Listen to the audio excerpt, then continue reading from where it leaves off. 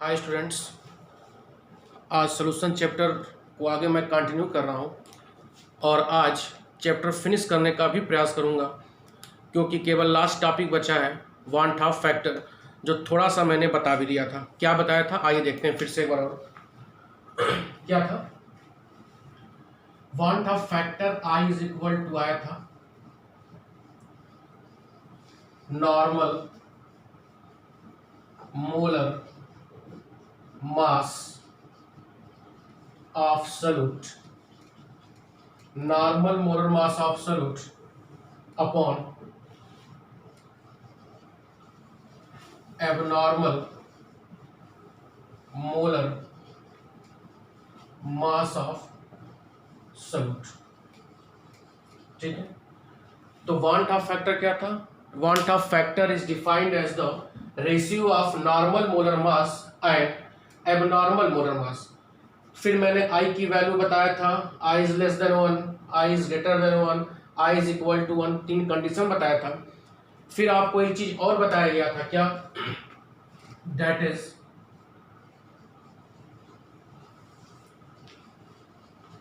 Colligative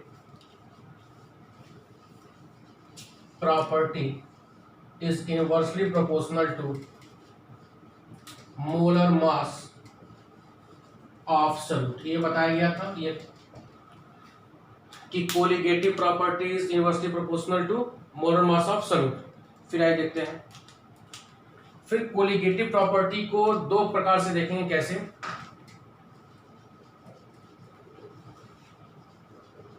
colligative property को हम represent कर रहे हैं, represented as delta. Colligative property को किस रिप्रेजेंट कर रहे हैं? डेल्टा। तो क्या लिख सकते हैं? Colligative property observe is inversely proportional to observe molar mass. Observe molar mass. फिर क्या लिख सकते हैं? Calculated colligative property is inversely proportional to calculated molar mass. जैसे नॉर्मल मोलर मास होता है और एबनॉर्मल मोलर मास होता है, उसी तरह नॉर्मल कोलिगेटिव प्रॉपर्टी होती है और क्या होती है? Abnormal colligative property.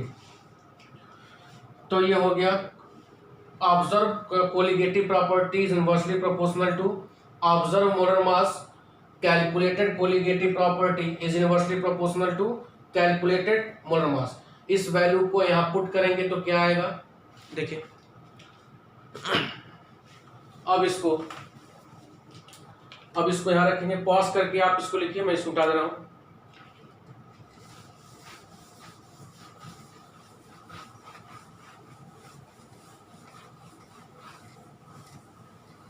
तो वैल्यू पुट करेंगे तो क्या आएगा?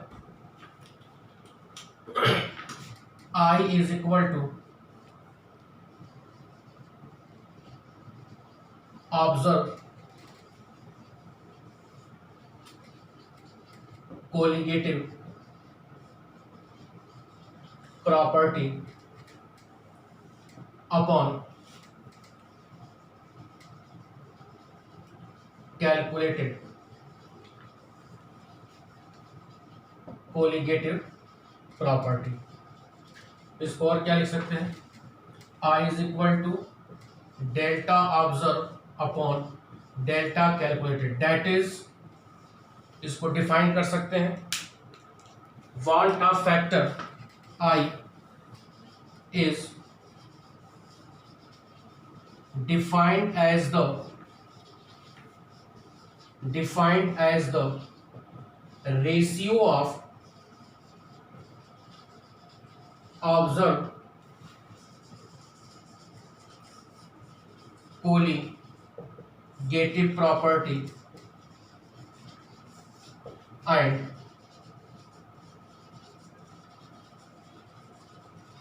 कैलकुलेटेड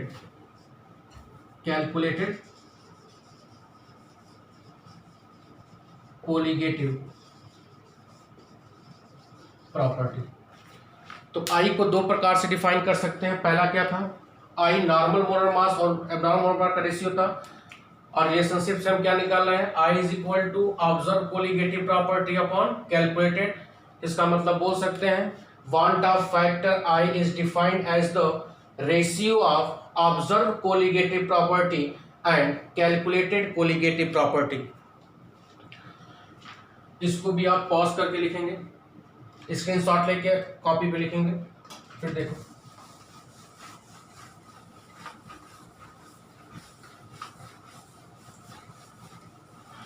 तो जो कोलिगेटिव प्रॉपर्टी का हमने फॉर्मूला पढ़ा था, relative lowering in vapour pressure, क्या आया था, P naught A minus P A upon P naught A is equal to X भी आया था।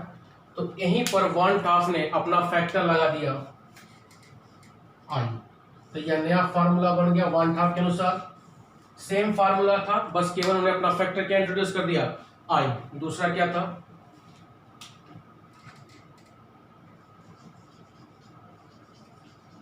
Elevation in boiling point. Elevation in boiling point क्या था, delta TB is equal to KB into M. यहाँ पे फिर अपना एक फैक्टर इंट्रोड्यूस किया, क्या, I is a Van't Hoff factor. Third colligative property,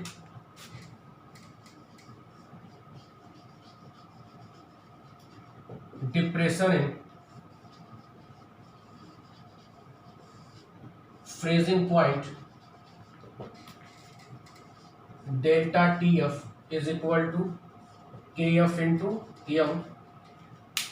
यहां पर भी उन्होंने क्या इंट्रोड्यूस किया, आई। फिर लास्ट वन इज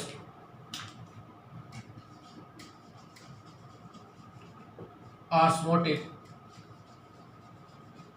प्रेशर, क्या था, पाई V is equal to NRT, R is equal to gas constant. फिर यहां पर क्या उन्होंने इंट्रोड्यूस किया, आई। तो this is the van't Hoff factor introduces colligative property. आप ये सब पढ़ चुके हो, केवल वांट ऑफ ने क्या इंट्रोड्यूस किया, हर कोलिगेटिव प्रॉपर्टी में अपना एक फैक्टर इंट्रोड्यूस किया, जिसको आपने क्या बोला, colligative property, sorry want Hoff factor. अब इस वांट ऑफ फैक्टर से हम कैलकुलेट कर सकते हैं degree of association and degree of dissociation. ठीक है, देखो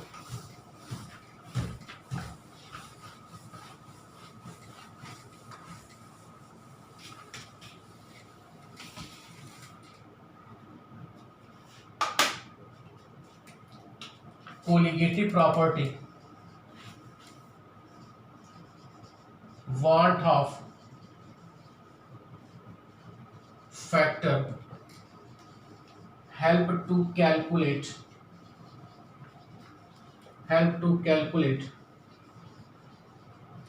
degree of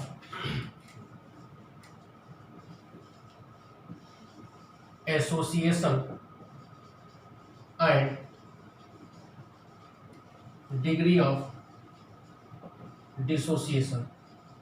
ये बड़ा इंपॉर्टेंट है, तो ध्यान दीजिएगा कि वांट ऑफ फैक्टर आई की सहायता से हम क्या कैलकुलेट कर सकते हैं, degree of association and second one is degree of dissociation. ठीक है, आइए समझिए होता क्या है। तो फर्स्ट देखेंगे degree of association. Degree of association को रिप्रेजेंट करेंगे अल्फा। होता क्या है, alpha is equal to defined as, degree of association is defined as number of solute particle associated upon total number of solute particle taken in solution. क्या कह रहा है कि किसी भी सॉल्यूशन में आप सॉल्यूट पार्टिकल ऐड कर रहे हो, मान लो आप 20 सॉल्यूट पार्टिकल आपने ऐड किया है, उस 20 सॉल्यूट पार्टिकल में 10 सॉल्यूट पार्टिकल क्या हो गया, एसोसिएशन शो कर रहा है। तो 10/20 रखने पे जो भी वैल्यू आएगी वह क्या कहलाएगा, डिग्री ऑफ एसोसिएशन। क्लियर हो रहा है। तो डिग्री ऑफ एसोसिएशन क्या होता है, डिग्री ऑफ एसोसिएशन मतलब क्या होगा, सॉल्यूट पार्टिकल का आपस में एसोसिएट करना। तो जितना आप सॉल्यूट पार्टिकल लिए हो पूरा एसोसिएट न करके कुछ ही सॉल्यूट पार्टिकल आपस में क्या कर रहा है, एसोसिएट कर रहा है। तो जितना सॉल्यूट पार्टिकल एसोसिएट कर रहा है अपॉन कितना सॉल्यूट लिए हो, उसी को हम क्या बोलते हैं, डिग्री ऑफ एसोसिएशन। आओ देखते हैं कैसे कैलकुलेट होगा। जैसे n नंबर ऑफ ए ले रहे हो, यह एसोसिएट हो गया, क्या बन गया, ए। अब इसका तुम ले रहे हो 1 मोल, इसका क्या होगा 0 मोल। जब t इज इक्वल टू क्या होगा 0 सेकेंड। अब t is equal to t second, कुछ समय बीता, इस 1 में से अल्फा 1 मोल लिए थे, इसमें से अल्फा क्या हुआ, एसोसिएट हो रहा है। तो ये कितना बनेगा, अल्फा बाई एन। समझो यहाँ पर 1 मोल लिए हो, कोई एसोसिएशन नहीं हुआ, कुछ देर के बाद इसमें से अल्फा निकलकर अल्फा बाई एन क्या हुआ, एसोसिएट हो गया। तो अब टोटल नंबर ऑफ मोल्स क्या होगा, total number of moles of solute in solution क्या हो जाएगा, 1 minus alpha plus alpha by N, 1 minus alpha plus alpha by N. ऊपर का मिटा रहा हूं मैं, इसको भी आप पॉज करके स्क्रीनशॉट करके लिखिएगा।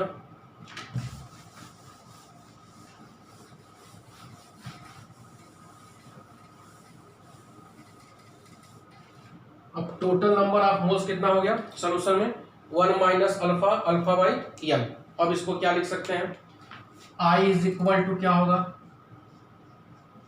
Calculated molar mass upon observe molar mass is equal to कितना होगा, 1 minus alpha plus alpha by N. Total कितना मोल लिया गया है, 1 मोल। ठीक है, अब इस दोनों को इक्वेट करिए तो क्या आएगा, calculated molar mass upon observe molar mass is equal to 1 minus alpha plus alpha by N upon 1 यहाँ जाएगा। तो 1 minus M calculated upon M observe is equal to क्या हो जाएगा, 1 minus alpha plus alpha by N. ठीक है, अभी यहाँ पर जाएगा, क्या होगा, मल्टीप्लाई होगा, M observe minus M calculated upon M observe is equal to 1 minus alpha plus alpha by N.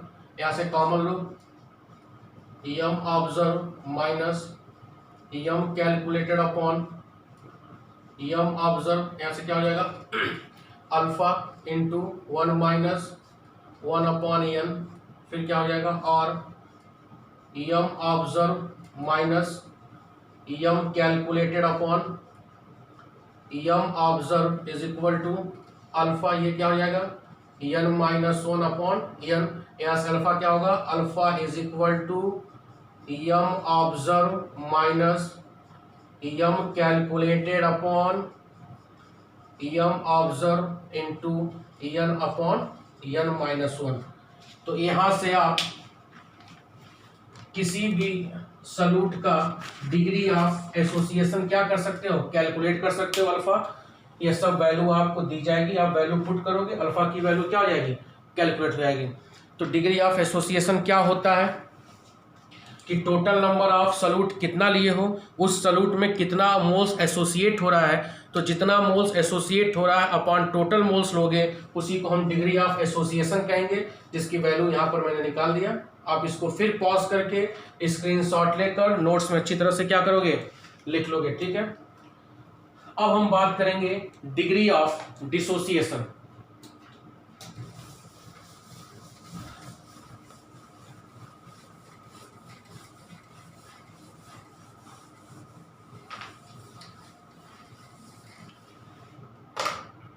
Degree of dissociation में लेंगे तो उसमें क्या था, उसमें क्या होगा, जैसे मान लो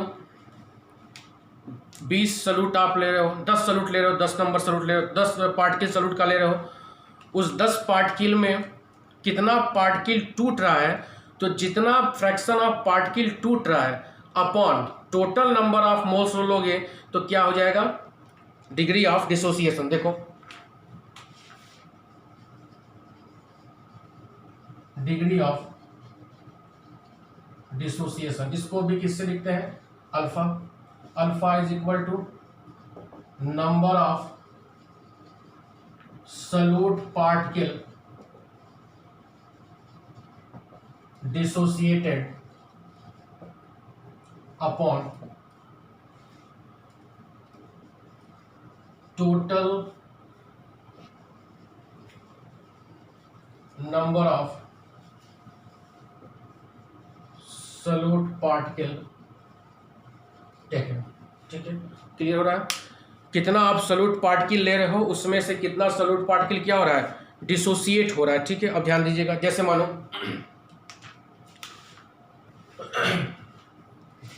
या आप ए ले रहे हो, यह टूट रहा है B C dot dot dot, ठीक है, ए टूट गया बी सी और डॉट डॉट में डिसोसिएट हो गया। अब बी और सी को मैं मान लीजिए ले रहा हूं B plus C dot dot dot को, इसको हम टोटल मोल्स मान रहे हैं यह, ठीक है। तो इसका आपने लिया था 1 मोल, यह कितना होगा 0 मोल, इसमें से 1 माइनस अल्फा क्या हुआ, डिसोसिएट हुआ, तो कितना बनेगा एन अल्फा, कितना बनेगा एन अल्फा। फिर total number of moles of solute in solution कितना होगा, इसको ऐड करो, देखो 1 minus alpha plus N alpha. I की वैल्यू हम रख सकते हैं कैसे, I is equal to total number of moles क्या होगा 1 minus alpha plus N alpha upon 1। इसको क्या लिख सकते हैं, आई इज इक्वल टू आपको मालूम है यम कैलकुलेटेड अपॉन यम ऑब्जर्व, ये मैंने बताया था, यम कैलकुलेटेड अपॉन यम ऑब्जर्व, यम कैलकुलेटेड अपॉन यम ऑब्जर्व। अब यहां से क्या होगा, इस आई को आप फिर तोड़ सकते हो कैसे, 1 minus I is equal to 1 minus alpha plus N alpha. यहां से देखो, यहां से क्या होगा, alpha is equal to I minus 1 upon N minus 1, ठीक है। यहां से अल्फा इज इक्वल टू क्या निकल गया, आई माइनस 1 अपॉन एन माइनस 1। अब आप क्या कर सकते हो, कितना फिर पॉज करके आप स्क्रीनशॉट लोगे, मैं मिटाने जा रहा हूं क्योंकि जगह नहीं है।